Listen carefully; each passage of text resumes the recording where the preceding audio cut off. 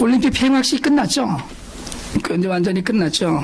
폐막식이 이제 오늘 오전에 했을 텐데 한국 여자 컬링이 전 세계적인 화제이고요. 어제 저녁에 뭐 청년들은 어디서 보느냐 뭐 이렇게 하고 특별히 이성진 집사님 같은 분들은 뭘로 보느냐 이러고 카톡으로 물어보고 그러더라고요. 저녁 식사를 할 때 시작을 했는데 나중에 잠깐 보니까 8대3으로 지고 끝났더라고요. 약간 허망하긴 했는데 뭐 금메달 딴 거보다 더 한 뭐 값지다 뭐 이런 얘기도 하고 선수들이 정말 즐겁게 그 일을 하는 걸 보고 자랑스러웠어요. 저도 이제 여자 컬링 뭐 안경 선배 무슨 영미라는 이름이 우리 교회 안에 없어 좀 섭섭한데 그리고 특별히 뭐 엄다운 자매를 보면 안경 쓴 걸 보면 그 김은정 선수가 생각나고 안경 선배 생각이 나고 그래 외국 언론들도 한국 선수들에 대해서 집중 보도를 하면서 뭐 심지어 BBC에서는 영미를 부를 때 그 어감의 뉘앙스의 차이를 쭉 설명을 해놨더라고요. 그래서 영미하고 길게 하면 뭐다, 뭐 느낌표가 3개 있으면 뭐다 이렇게 표현을 다 해놨어요. 정작 본인들은 시합에 열중하려고 휴대폰을 반납해서 왜 관중들이 갑자기 늘고 영미라는 현수막이 나타나는지를 잘 모른다고 그러더라고요. 감동적이었습니다. 그런 유쾌한 기분이 모든 사람들에게 정말 충만하기를 바랬어요. 여자 컬리 때문에 평창올림픽이 처음에 북한 이슈로 덮일 뻔했는데 그런 것도 잠잠해졌고요. 온 국민이 들썩이고 집집마다 뭐 그 난리를 해갖고 저희 집에서도 제 집사람이 컬링 하듯이 청소를 하자 뭐 이런 가슴 떨리는 얘기를 해갖고 지금 무슨 뭐 이 로봇 청소기를 사야 되나 이런 생각이 듭니다. 즐겁게 하는 사람이 이깁니다. 무슨 일이든지. 정말 그 일이 너무 재미있고 즐겁다고 생각하는 사람들이 그 일의 전문가가 되고요. 심지어는 뭐 운동도 즐거운 마음으로 하는 사람들이 성적을 따지지 않고 하지만 사실은 좋은 성적을 거두기도 합니다. 전 그런 운동하는 선수들을 보면서 예수를 믿는 일에도 이것도 정말 즐겁고 기쁨이 되어야 되는데 성경은 우리에게 범사에 감사하고 항상 기뻐하라고 가르치거든요. 이게 근데 예수 믿는 일이 숙제가 되고 짐이 되면 믿음이 곧 지옥이 되는 거죠, 사실은. 힘들고 어려운 일이 있을 때 예수님 때문에 감사하고 교회가 기쁨이 되어야 하는데 예배드리러 올 때는 사실은 많은 위로가 필요해서 교회에 모일 수 있습니다. 그런데 돌아갈 때는 사실은 기쁜 마음으로 돌아가야 되거든요. 사실은 그렇게 온 국민을 춤추게 한 선수들이 있는가 해서 정말 우리도 예수 믿는 사람들도 저런 친구들처럼 그렇게 좀 본받았으면 좋겠다 이런 생각이 좀 들어요. 근데 그런 반면에 요즘 한국이 미투 운동으로 사회 전반이 얼룩지고 있습니다.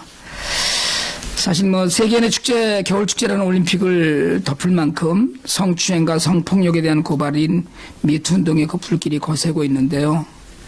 당신과 함께 당신을 지지한다는 의미의 위드유나 또 미투가 정말 이제 사회 현상의 대세가 되고 있습니다. 사람들을 올바른 것으로 판단해야 되는, 올바른 기준을 갖고 사람을 판단해야 되는 검사들이 성추행에 앞장섰고요.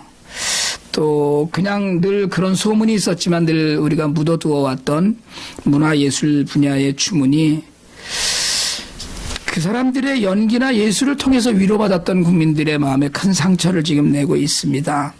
그들이 쌓아왔다는 업적, 그분들이 이루었다는 문화적 예술적 성취가 한순간에 무너지고요. 더러운 얼룩으로 가려지고 있는 세상이 되고 있어요.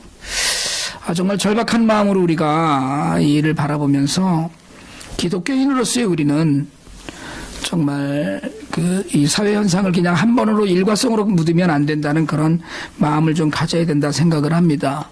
지난해 미국의 영화 제작자인 하비 웨인스타인으로부터 시작된 이 일이 한국에서는 검사 한 분이 실명을 거론하고 인터뷰하면서 내 잘못이 아니라는 피해 여성들의 인식 전환으로 인해서 사실은 분물을 터지듯이 했고요. 거기다가 인터넷 발달로 순식간에 이런 소식들이 전 국민의 관심사가 되니까 이젠 여론이 형성되어서 꼼짝 못하게 되는 측면이 있습니다.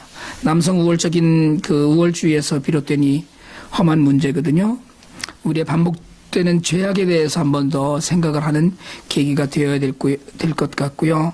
완력에 의지하는 남성 중심의 사상이 폭력과 성폭력으로 넘어가고 있는데 또 갑과 을로 표현되는 가진 자와 매인 자의 관계에서 이런 문제가 해결되지 않아 왔습니다.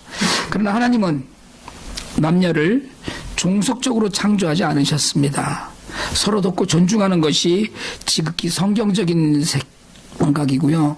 성경은 언제나 교회 내에서 여자들을 어머니나 자매들처럼 대하라고 바울이 디모데전서 5장에서 이야기하죠. 특별히 나이 많은 여자는 어머니를 대하듯이 권면하고 젊은 여자는 자매를 대하듯이 오로지 순결한 마음으로 권면하라 이렇게 가르칩니다. 우리가 교회 안에서 특별히 이런 문제가 지금 사실은 쉬쉬하고 있지만 계속해서 쏟아져 나오는 것도 사실입니다. 미투 운동이 그냥 폭로에 그쳐서는 안 되고 그 이후에 완전히 사회적 인식이 바뀌어야 되는 것처럼 교회도 마찬가지로 이런 부끄러운 일들이 입에 올려지는 일만큼은 없어야 된다 그런 생각을 합니다. 여러분 사실은 교회가 그동안에 지금 이제 이미 종교가로 번지기 시작을 했더라고요. 어제 그저께입니까? 천주교의 신부 한 분이 정직 당했고요. 이런 일들이 앞으로도 분명히 기독교 내에서 계속해서 일어날 터인데 우리가 믿음을 갖고 바른 말씀 안에서 우리의 삶을 좀 돌아보고 하나님 말씀을 좀 그렇게 행하는 그런 믿음 가운데 우리가 있기를 원합니다. 오늘 우리가 읽은 성경은 바울이 전혀 불가능해 보였던 이방인의 구원을 보면서 믿음으로 얻는 구원에 관한 확신의 내용으로 시작을 합니다. 하나님으로부터 선택받았다는 것이 유대인이었거든요. 그런 자부심이 있었죠. 그래서 다른 민족들, 이방인들을 개나 돼지처럼 생각했다. 짐승처럼 여겼던 유대인들이었는데 바울이 사실은 로마서 9장 2절에서 들어오면서 우리가 전에 묵상했습니다마는 안타까워했던 것처럼 율법을 따라간 유대인들이 의에 이르지 못했다는 거예요. 우리가 지금 오늘 본문에서 이야기하는 의를 공동번역에서는 하나님과의 올바른 관계라고 번역을 했습니다. 그러니까 의롭다라고 얘기하는 것은 하나님과의 관계를 올바르게 유지했다 이렇게 번역을 할 수 있다는 거거든요. 오늘 말씀을 통해서 우리는 의에 이르는, 그래서 의롭다고 그 역임을 받는 사람들의 궁극적인 삶은 어떤 모습이어야 되는가에 대해서 좀 생각을 해보려고 합니다. 오늘 32절에 보니까 믿음을 의지하지 않고 행위를 의지해서 부딪힐 돌에 부딪혔다고 얘기합니다. 이게 무슨 얘기입니까? 여러분 32절에 부딪힐 돌과 33절에 걸림돌 그리고 거치는 바위는 모두 예수 그리스도를 의미합니다. 그러니까 여러분 우리가 길을 가다가 보면 아파트 입구 같은데 한국말로는 과속방지턱이라고 그러죠. 우리 범프라고 얘기하는데 있어요. 무슨 큰 벽은 아니지만 그 야트막한 턱을 무시하고 그냥 휙 지나가 버리면 속도를 줄이지 않으면 차가 붕 뛰거나 그러면서 고약한 소리를 내기도 하고 차가 망가지기도 해요. 말씀대로 믿음을 따라가지 않는 믿음은, 그러니까 믿음을 따라가지 않는 그런 모든 믿음의 행위 자체는 사실은 믿음이 아니라는 거예요. 그리고 사실은 의롭지 않다는 거고요. 의롭게 된다는 걸 인정받지 못하는 거죠. 자기 의를 따르고 행위를 따라가다가 보면 예수 그리스도가 구원의 통로가 아니라 그냥 걸림돌이 되고 맙니다. 그러니까 예수를 믿는 게 아니라 내 기준이 있는 거죠. 그러니까 내 기준에 따른 종교 생활을 하려고 하면 예수 그리스도에게 부딪혀서 결국은 구원받지 못한다 이런 얘기예요. 유대인들에게 이방인이 예수를 믿고 의롭다함을 얻었다는 이야기는 충격이었습니다. 사실은 기절초풍할 노릇이었죠. 의를 쫓지 않았는데, 그러니까 아까 말씀드린 대로 공동번역에 따르면 하나님과의 관계가 그 사람들이 바로졌다는 건데, 그 사람들은 어떤 사람들입니까? 율법은 안중에도 없었거든요. 무슨 율법 알지도 못했고요. 그리고 사실은 하나님의 존재 자체에 대한 인식이 없었는데도 불구하고 오직 믿음으로 하나님과의 관계가 바르게 되었다는 거예요.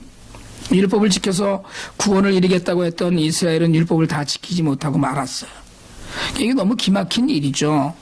그러니까 바울이 사실은 안타까워하고 동족 때문에 고통스러워 했었는데 32절의 시작이 사실은 어찌 그러느냐고 반문으로 시작하거든요. 이해할 수 없다는 설명이죠. 그러니까 그 믿음으로 의에 이른다는 신학하고 유대인이 구원받지 못해서 너무나 안타까운 심령을 풀어놓으면서 결국 유대인들이 하나님을 믿는 믿음이 아니라 자신의 행위를 통해서 하나님께서 보시고 구원해 주실 것이다라고 여긴 때문이다 이렇게 이야기합니다. 여러분 우리가 예수를 믿으면서요 이만하면 됐다라고 생각하는 자신의 기준이 있습니다. 그리고 자신의 행위가 있어요. 어떤 모양을 내가 해야 된다라는 여러 가지 종교적인 행동도 있습니다. 근데 바울은 그것으로 결코 하나님과의 관계가 바르게 되지 않는다고 이야기합니다. 오히려 자신이 스스로 옳다고 여기는 것 때문에 걸려 넘어지고 바위에 걸린다고 그러는 거예요. 예수를 믿으면 주님 말씀하셨거든요. 진리를 알지니 진리가 너희를 자유롭게 할지라 그러셨어요. 근데 예수를 믿으면 우리는 자유로워져야 되는데 여전히 자유롭지 못합니다.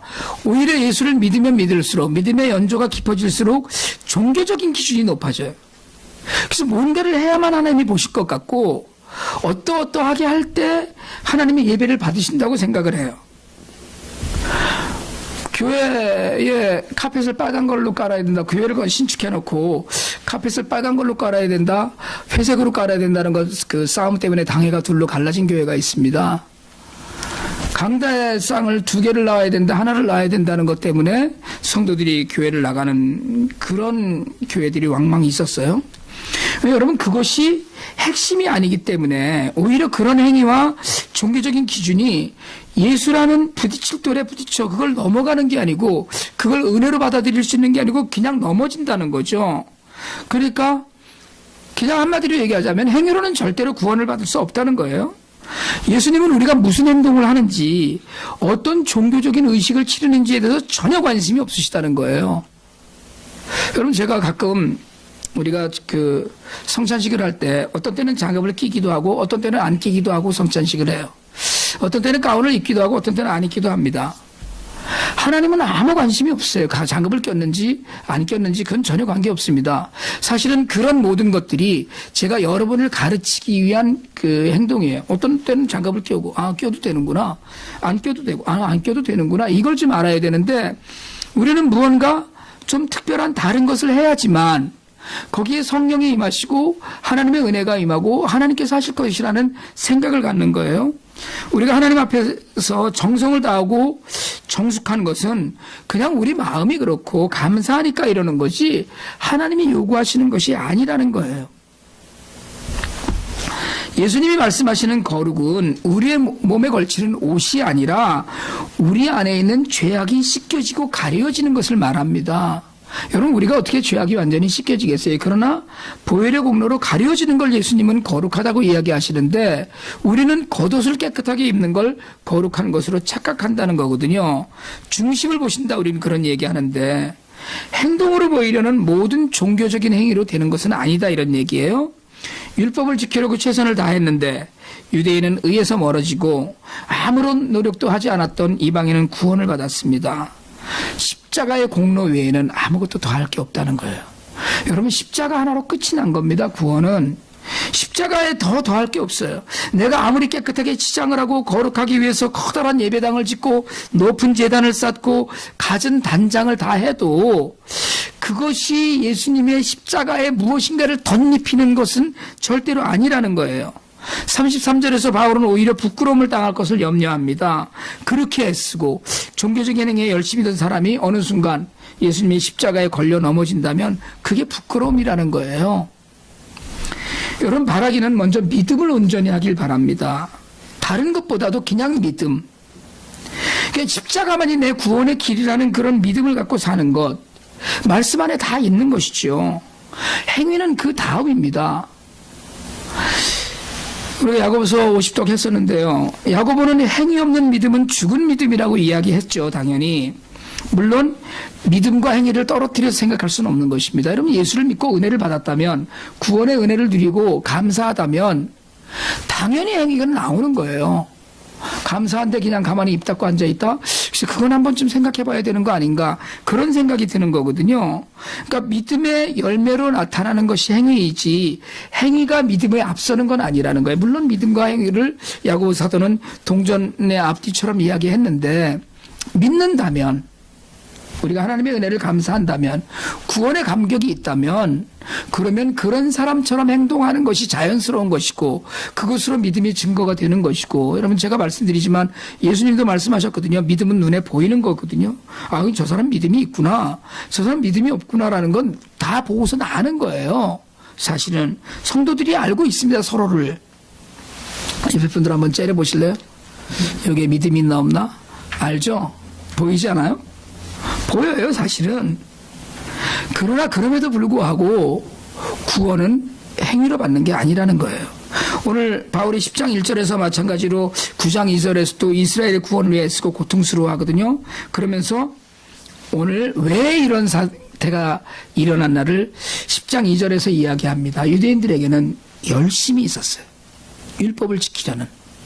하나님 주신 10개의 10계명을 풀어서 630개의 조항을 만들었어요.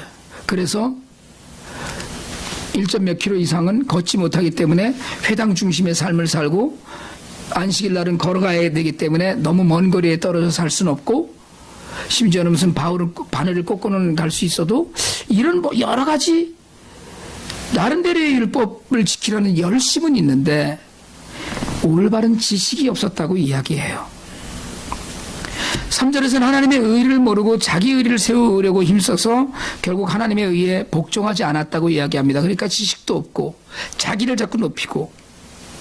여러분, 세상에서 제일 무서운 사람이 어떤 사람이에요? 세상에서 제일 무서운 사람은 책을 한 권만 읽은 사람이라고 합니다. 도무지 말이 안 통하는 거예요, 그 사람하고 얘기를 하면. 근데 그래도 적어도 책을 여긴 2권 이상 읽은 분들만 앉아 계신 걸로 제가 믿습니다. 목소리 큰 사람이 이긴다고 그러거든요. 뭐 목소리 큰 사람이 이기는 걸로 하면 제가 제일 이길 텐데, 잘 모르면서 대충 알고 확실하게 이야기하는 사람들도 있어요. 여러분, 사역을 하다가 보면 열심은 있는데 뭘 잘 모르고 열심을 내는 사람들이 있습니다. 그러면 사고 나요.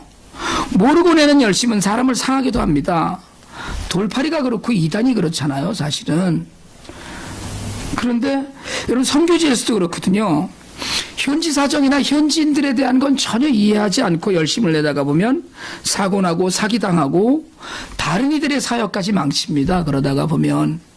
사실은 제가 인터컵이 하고 있는 사역이나 이런 것들을 좀 굉장히 옳지 않다고 생각하거든요.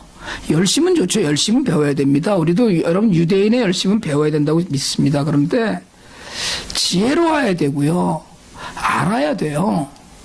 무작정 들이미는 것이 다가 아닙니다. 여러분, IT에도 가면 그 사람들의 문화를 몰라서 선교가 좌절되는 일들이 왕왕 있습니다. 그러면 본인의 사역만 무너지면 괜찮은데 다른 이들에 대한 그 사역에 대한, 선교 사역에 대한 불신까지 자꾸 일어나는 일들이 생기거든요. 성경은 지식을 무시하지 않습니다. 알고 배우고 묵상하라고 해요. 여러분, 대학을 좋은 곳을 나와야 되는 것이 아닙니다. 공부를 많이 해서 학벌이 좋아야 되는 것이 아니에요. 하나님의 뜻을 바르게 알아야 되는 거예요. 우리에게 지식은 이겁니다. 우리에게 허락된 범위 안에서 공부하고 또 알아야 되거든요. 빌립보서 50독 하고 있는데 50독 지금 거의 다 끝나야 되거든요. 다 거의 다 끝났다 손 들어보실래요? 예정대로 가고 있다. 로마서 필사는 어떻게 되고 시작했다. 손을 안 드시는 분들은 오늘 점심을 굶으시기를 바랍니다. 하워드 집사님은 2그릇씩 드세요, 오늘. 베드로후서 3장 18절에서 사도 베드로 얘기하죠. 오직 우리는 주 곧 구주 예수 그리스도의 은혜와 그를 아는 지식에서 자라가라고 이야기합니다. 자라가라는 거예요. 누누이 말씀드리지만 여러분, 성경을 제대로 읽지 않아서 해석을 제대로 하지 못하고 바른 해석이 없어서 옳은 적용을 못합니다. 그럼 무시하는 거예요. 3절 말씀처럼 하나님의 뜻을 몰라서 결국 자기 방법을 따라서 가다 보면 하나님의 방법 따르지 않습니다. 한국의 많은 대형 교회들이 세습하잖아요. 뭐 심지어는 시은소 교회라는 곳은 아버지 목사가 큰아들 목사한테 교회를 물려줬다가 최근에 또 둘째 아들이 교회를 물려받았더라고요. 모든 것을 하나님이 하셨다고 고백합니다. 여러분, 그건 하나님이 한 일이 아니죠. 그래 놓고 하나님이 하셨다고 그래요. 교회는 바르게 알고 있는 교회는 세습하지 않습니다. 바르게 말씀을 한다면, 정말 모든 것이 하나님이 하시고 모든 것의 주인이 하나님이 되심을 고백한다면, 여러분, 교회를 대기업처럼 대물림할 수는 없죠. 하나님의 것인데 이건 내 거 아니거든요. 제 것 아닙니다. 저는 그래서 우리 아이들이 그 목회 쪽으로 안 가는 것에 대해서 굉장히 감사해요. 이 교회도 또 물려달라고 그럴까봐. 여러분, 하나님의 말씀을 바로 알지 못하기 때문에 예수가 걸림돌이 되는 거예요. 그러니까 예수님의 길을 쫓으려고 하니까 내 길이 안 되는 거예요. 결국은 예수가 걸림돌이 돼버리고 마는 거예요. 부딪히는 돌이 되고 내 뜻대로 해보려고 그러는데 내가 세운 교회 내가 이만큼 일구었는데 내가 내 아들한테 물려줘야지 이게 유지가 될 텐데 예수를 생각하니까 이게 안 되는 거거든요. 그게 오늘 말씀대로 결국은 걸림돌에 걸려 넘어지는 거예요. 오늘 보면 마지막 절 그리스도가 나타나셔서 율법이 끝나고 그를 믿는 모든 사람은 누구든지 하나님과의 바른 관계를 맺는다고 선언합니다. 갈라디아서 2장 16절입니다. 사람이 의롭게 되는 것은 율법의 행위로 말미암음이 아니요 오직 예수 그리스도를 믿음으로 말미암는 줄 알므로 우리도 그리스도 예수를 믿나니 이는 우리가 율법의 행위로서가 아니고 그리스도를 믿음으로써 의롭다함을 얻으려 함이라. 율법의 행위로서는 의롭다함을 육체가 없느니라. 여러분 오늘날 열심을 내고 신앙적으로 열정적인 사람들 중에 아무리 해도 충만해지지 않는 사람들을 왕왕 봅니다. 열심은 많이 내는데요. 그럴수록 허전하고 허탈해지는 사람들이 있어요. 행위로서 의롭다함을 얻을 육체가 없다는 말씀을 잊고 행위로서 하나님과의 관계를 어떻게든 새롭게 해보려는 그런 어리석음을 아직 지니고 있기 때문에 그래요. 예수님께서 율법을 끝마치셨다는 것, 여러분 이 말씀 안에 여러분 은혜가 있습니다. 자유롭지 못하고 율법적인 것, 형식적인 것, 행위를 중요시하기 때문에 그래요. 그러니까 아무리 해도 만족하지 못하는 거예요.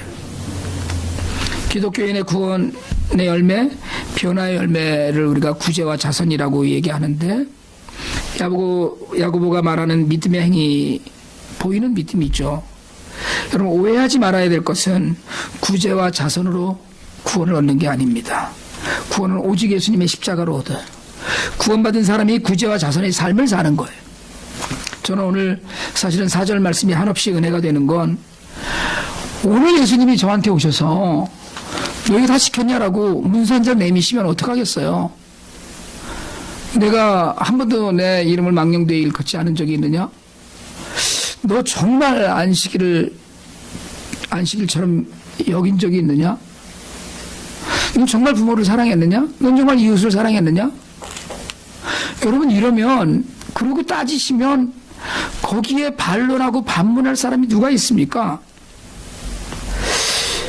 어떤 거 하나라도 제대로 지킨 것이 있나 싶어요. 주님이 오셔서 율법의 끝마침이 되어주시지 않았다면, 그래서 믿는 사람에게 의를 주시지 않았다면, 올바른 관계를 맺지 않았다면 여러분 어떻게 됐을까요?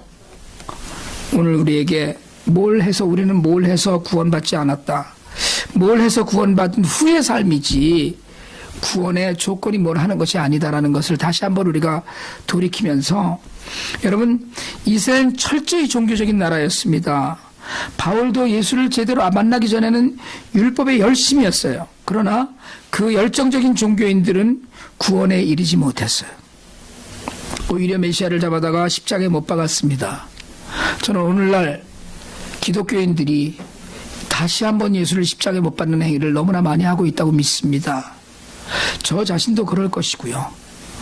수도 없이 많은 기독교인들이 다시 예수님을 십자가에 오르게 하는 그런 행동을 지금 하고 있는 것은 아닌가 우리가 돌아보아야 된다고 믿습니다. 자신들의 행위, 열심히 스스로에게 걸림돌이 되고 예수 십자가가 바위가 되어서 넘어가지 못하는, 제 발에 걸려 넘어지고 부딪혀버리는, 십자가의 대속의 은혜를 모르는 그런 믿음이 오늘 우리 사이에서 없어지기를 원합니다. 말씀을 읽으세요. 예수님도 얘기하셨거든요. 요한복음 14장 15절에서 너희가 나를 사랑하면 나의 계명을 지키리라. 알아야지 지키는 거거든요. 말씀을 들어야 순종합니다. 말씀이 육신이 되어 오신 분이 명령하시는 대로 따라가는 게 순종입니다. 믿지 않는 자에게 넘어지는 걸림돌이지만 믿는 자에게는 반석이 되어주시는 분이에요. 여러분 열심을 내십시오. 그리고 지식이 있는 열심이어야 됩니다. 봉사와 구제와 자선을 게을리하지 마세요. 열심히 섬기세요. 열심히 나누시길 바랍니다.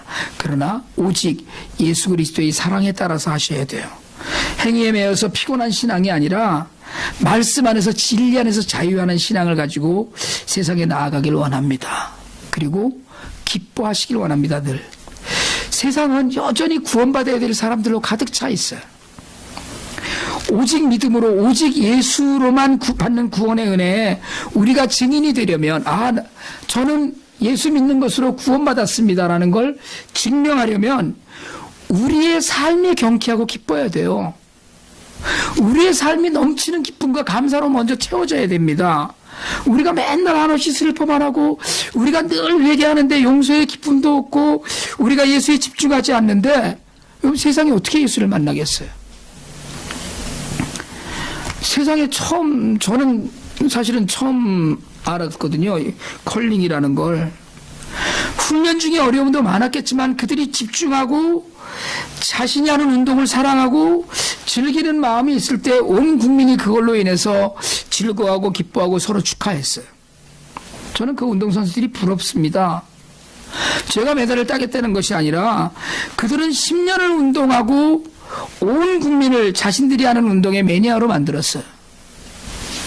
우리는 평생을 예수를 믿고 있는데 아직도 룰도 제대로 몰라서 맨날 넘어지기나 하고 예수님께서 제시하신 새로운 믿음의 패러다임을 전혀 모르고 말씀을 제대로 해석하지 못해서 적용하지 못해서 그래서 우리는 나 자신도 기쁨을 제대로 누리지 못하지만 다른 이들에게도 즐거움을 선사하지 못하는 예수를 제대로 소개하지 못하는 예수 믿는 일이 잔치가 되지 못하는 일 위에 있었던 것은 아닌가 우린 스스로 좀 돌아보길 원합니다.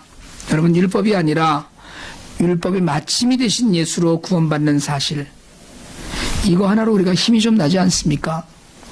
이 기쁨으로 오직 예수를 바르게 믿으면서 우리 모두가 세상에 기쁨과 감사를 전하는 세상의 빛과 소금이 되기를 원합니다.